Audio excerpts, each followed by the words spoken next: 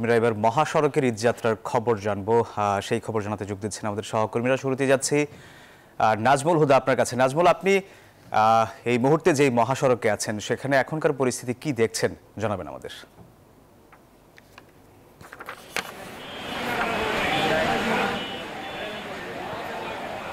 সোহাগ, আপনাকে ধন্যবাদ। আপনি যেমনটি বলছিলেন, এই মুহূর্তে রয়েছি গাজীপুরের চন্ডাতে এবং আমরা ঠিক বিকেল 4টা থেকেই কিন্তু এখন পর্যন্ত বাইপেল নবীনগর মহাসড়ক এবং টাঙ্গাইল থেকে জয়দেবপুরের যে মহাসড়ক, এই দুটি সড়কের যদি চিত্র আপনাদের দেখাই, যে এখন কিন্তু যে সড়কে দেখছেন যে ভয়াবহ যানজট লেগেছে এবং ঠিক সেই গাড়িগুলি যেভাবে চলছে কয়েক ঘন্টা কিন্তু যে এখানকে পার হতেই সময় লাগছে এবং অসংখ্য পরিবহন রয়েছে এবং নারীর টানে বাড়ি ফিরতে কিন্তু যেহেতু পরিবহন সংকট, যার ফলে এখন ব্যক্তিগত গাড়ি এবং ট্রাক, পণ্যবাহী ট্রাকেও কিন্তু তারা জীবনের ঝুঁকি নিয়ে যাচ্ছে।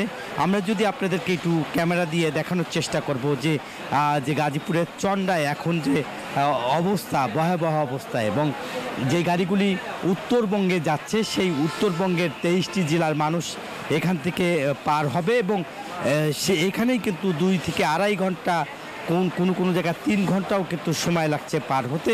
এবং এখানে আমরা দেখেছি পুলিশ চেষ্টা করে যাচ্ছে, তারপরেও কিন্তু এই পরিবহনের যে যানজট সেটা আসলে নিরসন করতে পারছে না।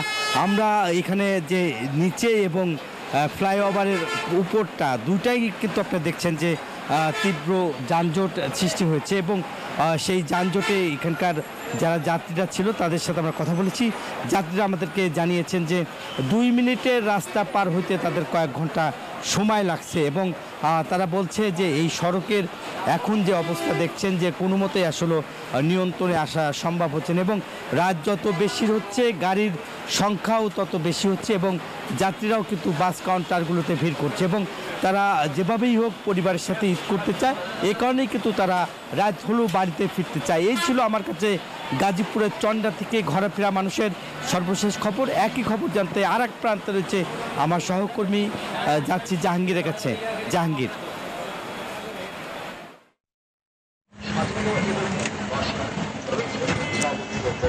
ধন্যবাদ নাজমুল হুদা, আপনি যেমনটি জানিয়েছেন। আমি রয়েছি গাজীপুরের চান্দনা চৌরাস্তা এলাকা এবং ঢাকা টাঙ্গাইল এবং ঢাকা ময়মনসিংহ মহাসড়কের খবর জানাতে। আমি যদি একটু দেখাই যে ঢাকা ময়মনসিংহ যে সেই মহাসড়কে কিন্তু গাড়ি থেমে থেমে চলছে, আবার কিছু কিছু জায়গায় কিন্তু যানজট। বান্ডেল থাকলে প্রতি সেনমানিতে টাকা বাঁচবে। বিকাশ সেনমানি বান্ডেল কিনে জিতুন প্রতি লেনদেনে।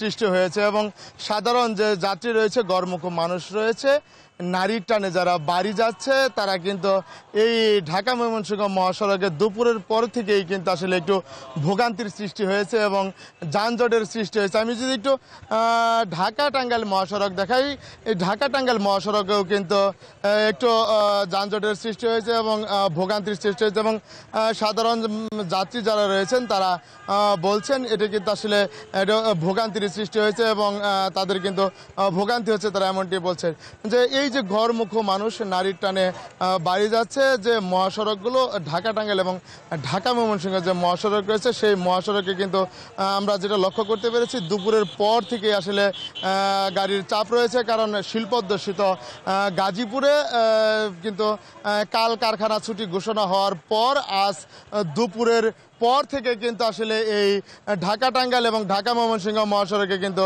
যানজটের সৃষ্টি হয়েছে এবং সাধারণ যে যাত্রী রয়েছে তারা কিন্তু ভোগান্তির সৃষ্টি হয়েছে এবং আইনশৃঙ্খলা বাহিনী রয়েছে, তারা বলছেন যে এই যে ঘরমুখ মানুষ তাদেরকে বাড়ি ফিরতে যে প্রস্তুতি রয়েছে সেই প্রস্তুতি কিন্তু করছে এবং সকল ধরনের প্রস্তুতি সম্পন্ন করে সাধারণ মানুষকে ঘরে ফিরে দিতে তারা সচেষ্ট রয়েছে।